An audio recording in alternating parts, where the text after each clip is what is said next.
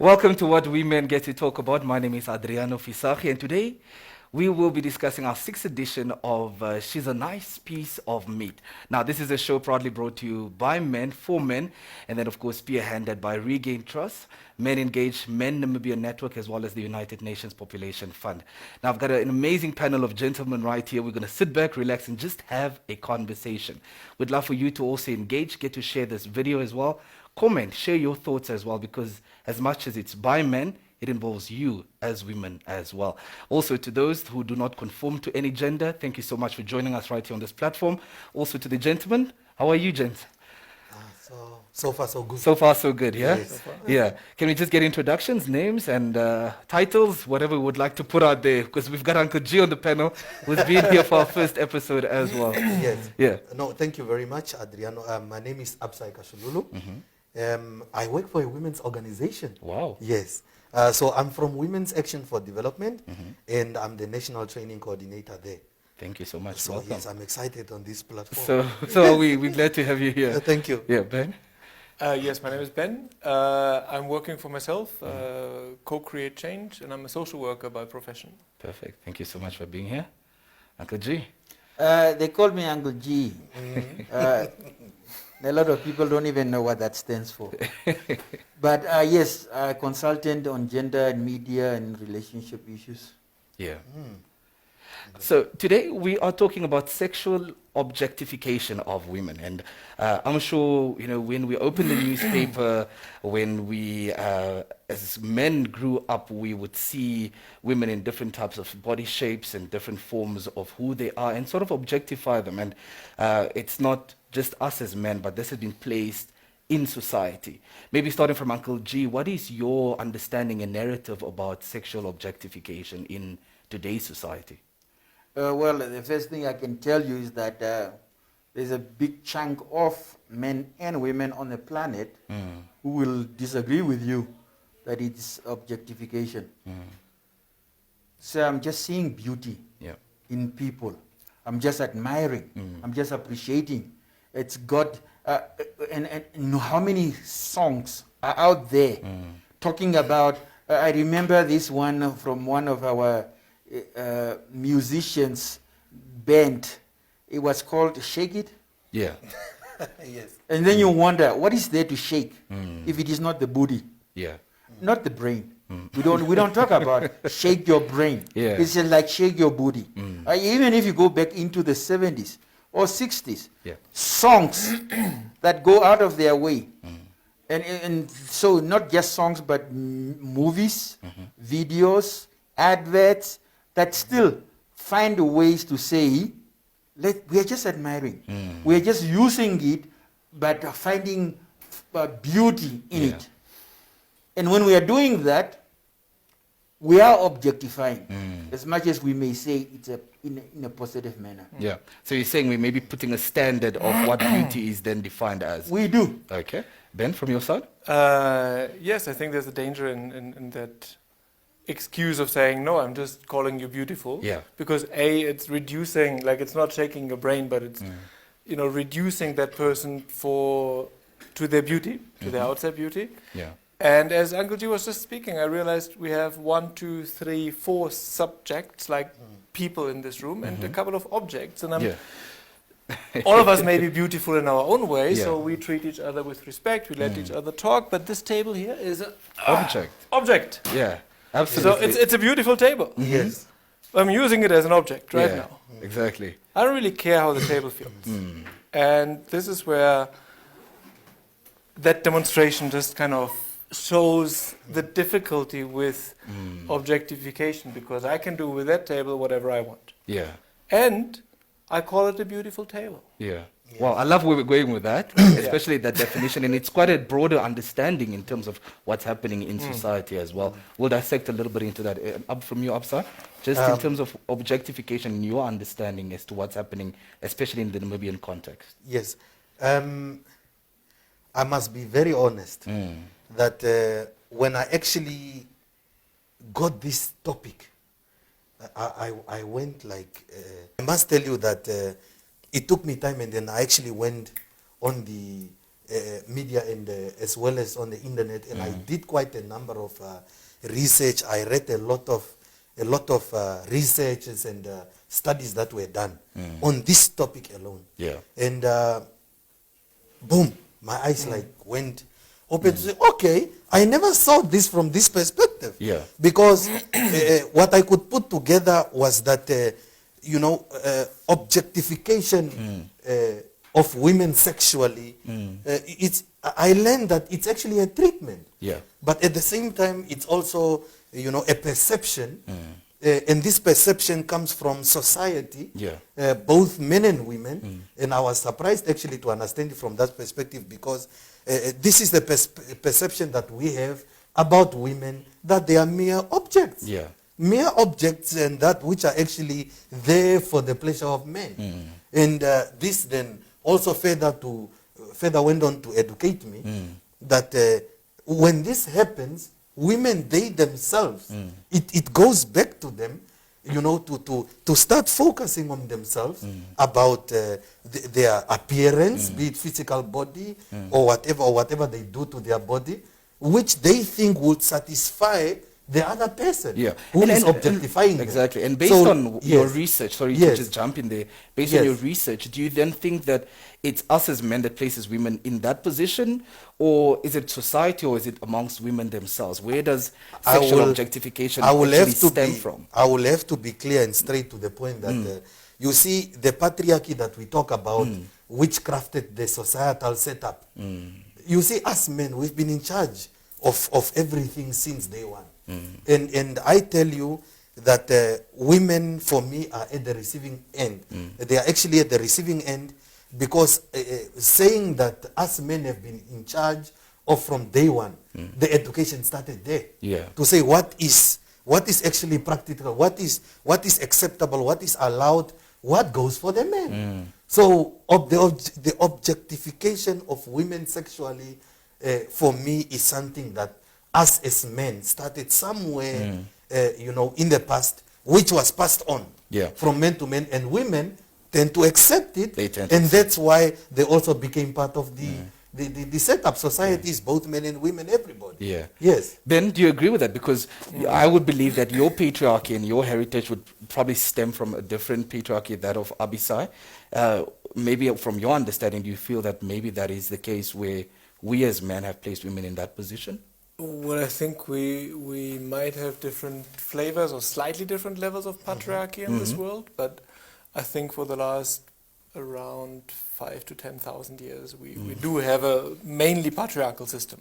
I have no clue what was 20,000 years ago or so forth. I mean, there are some cultural findings archaeologically suggesting that we may have had matriarchies, and I would be really curious how they would have dealt with issues of power, leadership, and so forth. But we do have generally 95% of the world's cultures being mainly patriarchal. And as a man growing up in that culture, like being, from birth, as a small little boy, what you're being told, what your sister is being told, and so forth, you grew up in that man role, and it's a male centered society. I mean, that's patriarchy refers to men being in power, but it also means men are there, and as was rightly said, objectification of woman means a woman then learns to please the man, or the man thinks that these women out there are there for my pleasure. So whether that's sexually, and I want to include myself in the patriarchy and in this discussion, because I'm a man myself, and as much as I am also a gender advocate and want to have equality between men and women and treat everybody with respect, there is part of my unconscious being and upbringing that still objectifies. And we had this discussion before when I was jokingly some years ago driving, that's a bit personal, but let's be personal here. Driving with a car towards Windhoek West, where we stayed back then, and the friend of mine was saying, like, oh, let's take the scenic drive. Like the scenic drive, and that meant we have to pass by Nust to see, some of the beautiful students. And I realized, like, wow, that's, in retrospect, now Yeah. that I'm realizing it, was really part of the objectification. Yeah. And one reason where I was really uncomfortable was when I was driving one day with a car, and a friend of mine sitting next to me, and all of a sudden he turned out the window and said, "Hey, beautiful!" Yeah. And I was like, "Oh gosh, don't say that." Did he just say that? Yeah, he just- I want to just dig a hole and get it. But this is where I realized that was really that didn't feel right for me. And in my early 20s, I also struggled with porn. I don't know whether that was really an addiction yet or not, but I felt like, no, I'm consuming too much of this, and this is painting a wrong picture of sexuality. Yeah. And I felt like real sexuality is much more beautiful than that. And I wondered, what does it do to women? But also what does it do to men who consume that? So, Exactly. so these are just some aspects, I feel, where we are all, as men, in one way or the other, guilty of objectifying women, and we haven't even really started to fully grasp the impact it has, Of that, I feel. yeah. And maybe, Uncle G, I want you to, let's get into that impact, because you brought up, for example, shake it. Is it, what are you shaking it? We get into TV now, you see music videos, women being objectified in such a manner where it's words like "make it rain" and splashing money and champagne and all these things over her.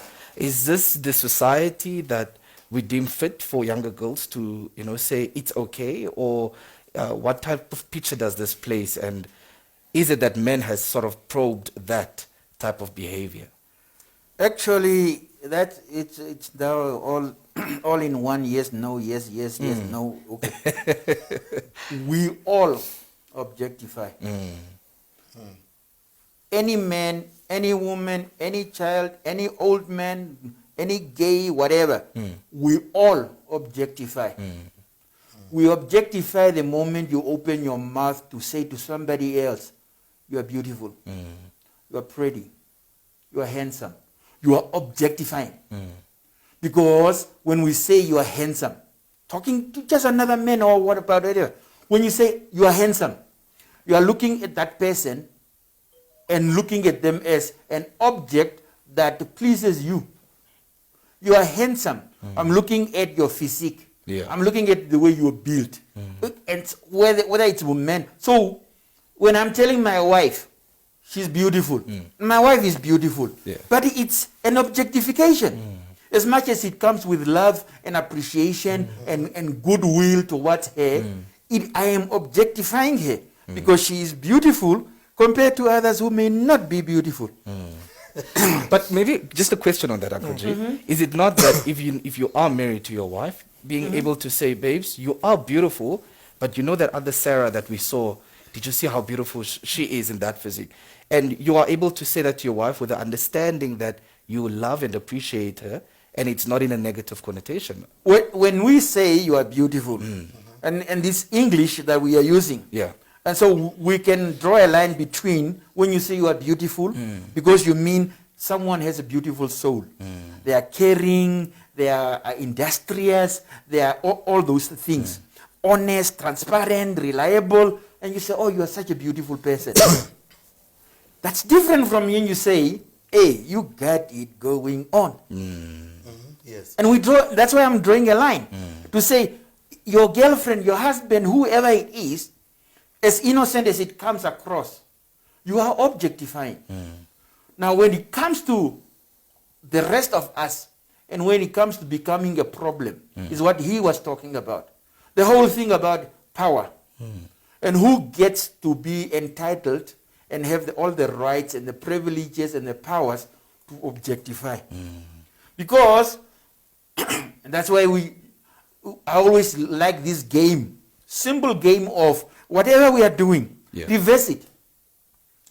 If all women could roll down their windows and scream advice and say, "Hey, you are well endowed.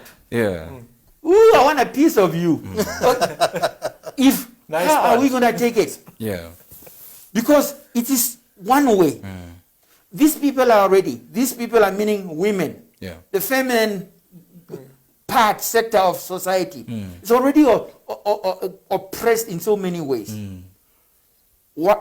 It's 120, 130 years into an era where we talk about a first woman to do this, a first woman to do that. Yes. Because they were not allowed to do anything. Yeah. All they could do is be pretty. Yeah. And that's why there are still some cultures where we still parade them. And whoever has the powers can come and choose. I want that one. Yeah. Oh, look at that one. Ooh. Still men. Yeah. And that's where the abuse come in. When you are looking at porn, 80-90% of these cell phone sex things, who is the person who is mostly portrayed, projected? It's the woman. Yeah. You don't see the men doing whatever. The men, you seldom see the man's face. But in all the things, you see the woman. That's where the harm comes in. We look at girlfriends, we say, that cute one. Not based on her soul, her character, her personality, but no, on how she's built. We have words like booty, big boobs, all projecting what we see. That's objectifying. Yeah. And that's what the danger comes in, especially with, what you say, 5,000-10,000 years of being taught that exactly. we are superior. We are entitled to women. I can pick and choose. I can be a polygamist. Yeah. Or And then that passing comes dates, back yeah. from where we all stem from, that is what our forefathers and great-great-great-grandfathers used to do. And basically, just starting a little bit on culture, you said that you've done a little bit of research. Yes. And prior to research, what has your thought been in terms of where this is leading to? Well, you see, in this whole thing, I'm a person who's very much inclined to human rights. And already when I heard the word women's sexual objectification, for me, I already looked at what we have already in society. For example, some of the things were already mentioned. You talk about, say, the music videos. Yeah. You say posters. For example, you look at the billboards. You look at say advertisements. Yeah. You look at almost everything you see in society which is intended to attract people. They put a female image on that. Yeah. And again, you look at you go to the professional setups. For example, if I set up a company today, and the moment I establish my reception area, I want to put a pretty girl there. Yeah. When I have a meeting, for example, with very important shareholders or important people, my PA or my secretary here next to me needs to be somebody pretty. And she needs to look the part, and she needs to have certain physique. It's some sort of realization I had to bring to reality that, my dear, it's there. We just don't want to address it. It's there. It's there. And so when I really heard about this sexual objectification of women, I went back to the human rights aspect, because already, if you look at it, it leads to discrimination. Absolutely. A lot of young men today, we are taught that as a man, if you really want a woman, you will have her. Yeah. Even if she says no at the first instance. So what is this? Sexual harassment is also coming from these roots. Yeah. Rape is also coming from this root. Exactly. So The violent already aspect of the violent aspect come from there. And that's why when I heard that name or that title first, it went back to my human rights violation already. And it's the inequality that we have in society until today. And if you look at the aspects I've mentioned now, I've mentioned adverts, which is part of marketing for professional businesses. I have mentioned a setup, which is a department in a formal business setup. I have mentioned quite a number of areas which belongs to the professional fraternity. So it's indoctrinated within the society. And it's systematic. It's there. And I think while I'm on this point, all men who are listening to this right now, we should take a pause, a 1 minute pause, and just introspect to myself, because when I did this, I believe we'll be talking about this later on.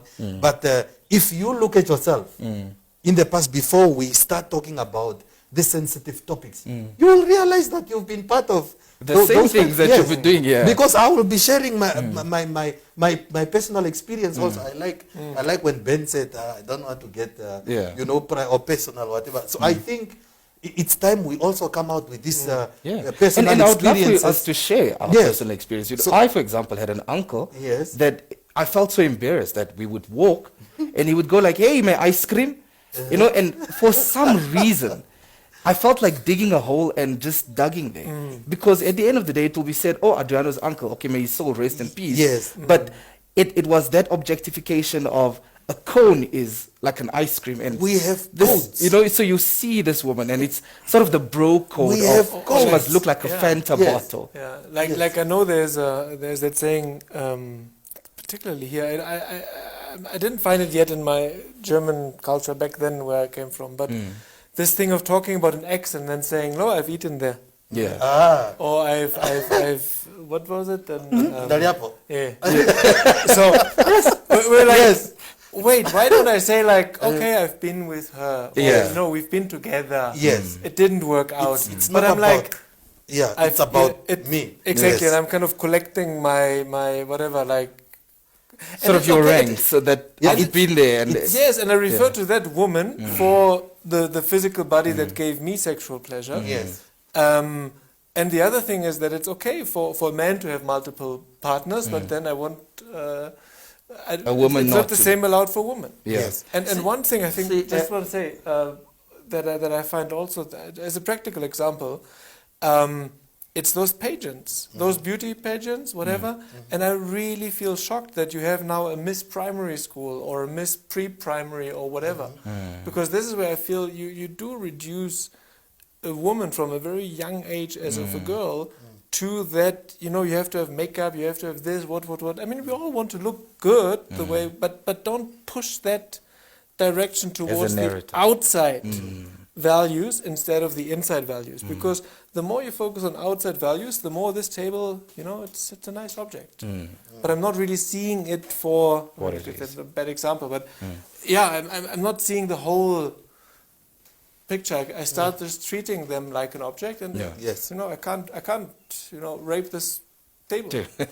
So I I'm just going kind to- of please myself with it. Yeah. I don't even see it as As a rape. that, yeah. I don't see it as a crime, and that makes it really, really dangerous because Absolutely. men then commit crimes without even being conscious of the fact that what they do is wrong. Yeah. And So, we live thanks. in a world that supports that. Yes. We live in a world where men and women are conditioned not to find fault with it. They say the beauty, the makeup, the fashion industry is a billion, if not $1 trillion Industry. industry. And what's their number one weapon? Using the low self-esteem, the insecurities of women as their selling weapon. Yeah. Where does that come from? Us telling all women for the last 5,000 years, as you put it, telling them that you need to look extra. Yeah. So no, you are you, but without makeup. I read something that said in Nigeria, there's a problem with the bleaching. Yeah. 70% of women in Nigeria have a problem with bleaching. And the source of that is what? Men in Nigeria demanding for lighter skinned women. That's Yes. where sexism meets racism. And that's the standard that has been placed there. And I'm sure based on company you've mentioned and based on Uncle Jizz mentioned, what you have mentioned now has been, we've heard slurs like sex sells, less is more, shake your booty, and bringing us to our topic for today as well. In this notion of violence that is brought through objectification women, and especially in the Namibian context, what are your thoughts in terms of the violence that this probes especially amongst us men? And maybe have you been in positions where you've almost, because Ben has shared that, just driving past and looking at younger ladies, and, what are your thoughts on that? Why is it that we have such a high number of violence in our country? It surely cannot just be gender-based, and what leads to this gender-based? What leads to this form of violence? Can I add on what you said? Because you mentioned the low self-esteem in women, and I want to say there's also low self-esteem in men. That's covered up. But exactly, and it's covered up, and sometimes the go-to place to boost my self-esteem is to get a woman. Yeah. Or to kind of to have that success, or to stress relief, or whatever it is. A beautiful one. Or if she doesn't want, then, I can take her by force, but it also has to do with that low self-esteem in men, which is covered up or made up by that outside action of going to a woman, or whether it's directly or through porn or whatever. And instead of just going to my friend here and saying, you know what, I'm really feeling down, can you help me? And I cry on his shoulder. That would be the normal thing to do. Yeah. Or James, how do I deal with this? I'm going through, or exactly, like let's sit and talk. Or, but to allow let's grab myself a to be beer vulnerable. And Even crying. I mean, it's something I haven't done for a while, but I really, that's what I know I need to work on. Sorry. So we have men who conditioned to feel and see themselves as like, I'm troubled by something. I need to release. I'm stressed. What do I need to get this done? Yeah. Either sex or alcohol or drugs. But to look inside and saying, you are the one who's sabotaging yourself this way or that way, get help or help yourself this way, that conversation is not there. We go out of our way to look down on men who don't have a woman. We look down on men who may not be successful. And then we bring in women. It's like, no, you want to be successful? Have yourself a bunch of women. You want to be successful? Do. And now we are using women to try and uplift or upgrade our standards, however and fake they may esteem, be. perhaps. Our esteem, however fake it may be, we are using now the woman. We seldom do things to upgrade the woman. We are trying to upgrade ourselves, to make ourselves look good, to make ourselves feel better in whatever way, but using a woman. And we don't see that. And what we're saying is like, when we're looking at different sectors, there are sectors where it is dangerous. Where when it comes to rape, when it comes to exploitation of women, women being escorts, professional sex workers, and so on. And then we have all those normalized ways of still objectifying women. Cheerleaders. That woman in the ring, when there's a boxing match, the one in between rounds, and she has to be dressed in a bikini. She needs to be half naked. Yeah.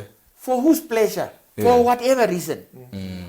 I've seen videos where rich guys with plenty of money will be sitting like in a nice couch and throwing money around, and there are naked women around him dancing. And I'm always saying that if you reverse that, looking at a woman sitting there with all the money, and there are guys all naked playing around her. Where is that? When it comes to sport coats, It's not that. when it comes to sport coats, beach volleyball, women play it in bikinis. Men play with shorts down to the knee. When it comes to netball, they wear the smallest, skimpiest mini skirts. Now with tights nowadays. I don't know what it was like before. Men playing their sports coat. You never wonder. Tennis. A woman playing tennis, we see her underwear all the time. Men playing tennis, they get on the court and go off the court without ever you seeing what was the color of his underwear. It's all entrenched, normalized. Yes. I just had one idea when you said the reversal. I think there's only one country in this world that when it comes to prostitution has legalize prostitution for the woman, but the illegal act is done by the man, client. Yeah. So that would be my law reform suggestion for Namibia. You can still have prostitution illegal, but make the woman's part legal and make the man's part illegal. If you really want to have it illegal. Yeah. Although I would say legalization would make the whole thing safe. Yeah, that will. But why don't we? Form of business. Yeah, you see. Why don't we do that? Yeah, because if you say for this part and for that part, you will go against Article 10 again of the Constitution. So I think it does make sense a little bit when I listen to it, but legally now I don't know how What that does is going to. But just imagine. I mean the one the equality before the law. Yeah. That the law shall apply equally to all persons. But why is it not applying to where we are? Where we are now, and that's what I want to come to. Whether for females or for males, you know, if you do this for females, it should apply equally to male again. But what we do to women right now, we It's don't not think the like that. We don't societal- act like that. The societal part, yes. Of course, I mean, and that's the interesting part because I mean, if you look at the intention of the law, and then you look at the loopholes in the law also, which then allows, you know, certain people also to perpetrate. You know, you have the law which is there. It's there. But what happens in society? Even I if just we have want that Ben law. to put his shoes on the table again. Is that the law?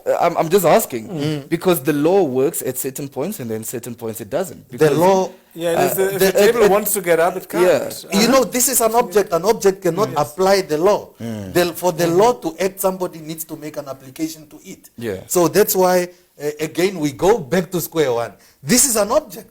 You understand? And an object cannot stand up for itself. And Yeah. the But woman, who is objectified? You understand? So he has total control over whatever he wants to do with I'm it. actually feeling uncomfortable doing it. But But I think this is the point where we need to go to. Yes. We need to go to in this conversation to realize that what I'm doing is wrong. Yes. And noticing that I'm uncomfortable. Because for me, it was totally normal to take the scenic drive and to laugh about it and, and so forth. Until that point where that friend of mine was like, "Hey, sexy!" Hey. through the window, and I'm like, and realize that something it's is wrong. It's Like, indecent. what is? And now that you are talking about the chair not Yes. having, the table not having a voice, Yes. part of me feels uncomfortable doing Doing that to this currently object. In our analogy, and I'm feeling like, no, I can't continue doing this. And I think this is the point where we need to reach. And that's yes. And with the law, also say, I need to realize this is against the law, Yes, precisely. and I must stop this. And that being we must, standard. or we must turn this person in. We must tell this person he did this to our daughter, to whatever, or this teacher. You know, he can't get away with what he did, or that husband beating his wife. Yes, although we want peace in the neighborhood, but no. And maybe that is where the discussion needs to go to, that type of discussion. Maybe to say, I appreciate you and I love you in the form of who you are. If you feel like you want to hit the gym, hit the gym. If you feel like not wanting to hit the gym, I'm also happy with how you look. And is that the type of conversations we should have? we need to have that. Because we need to find the ways to upgrade our sense of seeing women for who they are. Yes. And on that, maybe I would like also to come in there. Well, it's a very valid and necessary question because a lot of problems we have today. Remember that your private or your personal life is the most important life to fix first before you can think about your, the rest of your life. And many relationships, number one, when I say relationships, I'm talking about intimate relationships, boyfriends and girlfriends, and even into married people's lives. It goes into homes. Today we have all these relationships broken. Broken because of objectification. Because a lot of men feel that they are not satisfied at home anymore. They think, I have enough with this eating macaroni every day. I need to go and eat some rice. You understand? Because you see, I'm not getting and that's the problem. It's a problem. It starts there. My biggest fear that I have when you ask that question that in our Namibian setup, where are we going to? I'm afraid for our youngsters, because we are busy training our boys, we are busy training our girls on objectification, teaching, our girls. Nowadays, a little girl, you send her to go to the tuck shop to buy a packet of soup. They will say, no, but Daddy, I did not wash my face. But Daddy, I'm dirty. They are already aware of how to look good in public. And that's a problem already. So even your young boy at home already knows at what type of girl to look at, because they know what is beautiful. That point that Uncle G mentioned earlier, of that we are all objectified. Absolutely. He taught Men me and one or women. two things because we must be able to differentiate between positive objectification. For me, that one would the intention in my mind for calling my wife beautiful after dressing up when we are going to church. Yeah. And also the beauty that I might say to someone in the professional presentability. Standing in front of people, you are expected to actually appear in certain type of professional way. Yeah. Now, I think it opens up another can of worm that we should also learn to classify. And I think the key thing is, for me, in relationships, to really, let's move from a power over thinking to having a power with dynamic. Yeah. And in our society, we have lots of power over dynamics. At the workplace, in politics, in planning, in whatever we do, there's always this kind of top-down approach. I think that is something that we really need to shift in our relationships. Yes. Second, I think, especially for men, just to have that process of awareness that I was talking about. I think this is like a key to step out of it. Yeah. For instance, if you walk down the street and then you're like, oh, there's a woman. Where do I look? Do I look there, or do I look her in the eyes? And just force yourself to look a woman in the eyes then. Or if she walks with another guy, just look also the guy in the eye. Like, just notice, notice your own thinking. Keep eye contact. Ben. No, but I'm serious. Yeah. So it's the small things. Yeah. And then lastly, and that's, I'm a father of a 3-year-old and a 1-year-old. And the one is a girl, the one is a boy. And I'm realizing that I really don't want to put them in those early boxes. And I know that I think girls are told about 10 times more to be careful, watch out, hold back, than boys at an early age. And then there's so much conditioning taking place.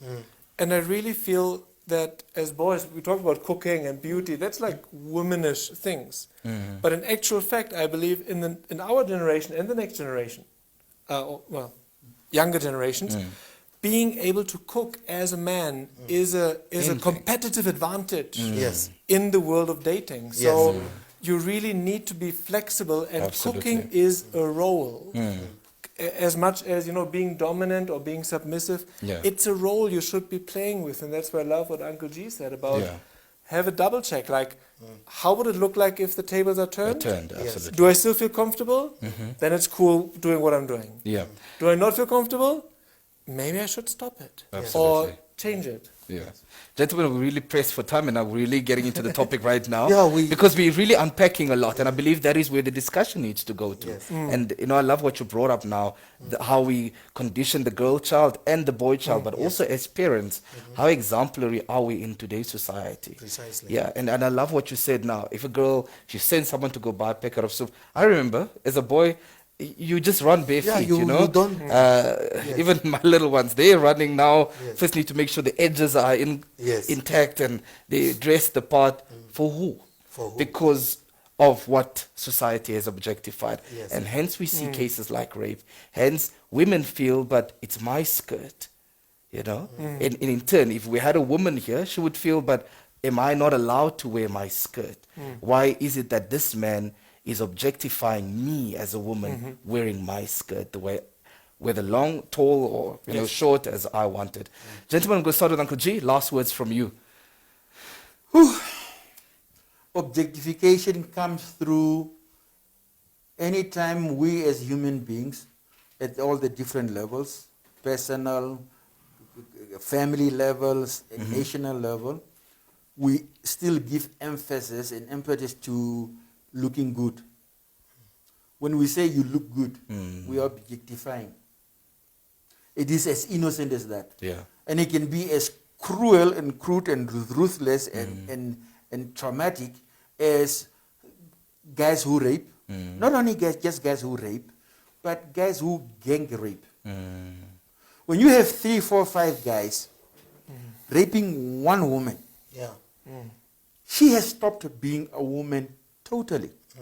She has become an object for their satisfaction, for their pleasure. Yes.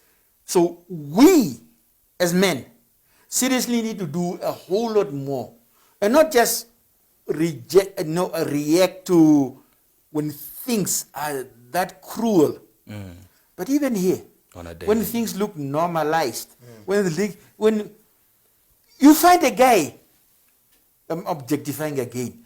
You are finding a guy who says, an ordinary looking guy, who finds a woman, he finds her to be very beautiful.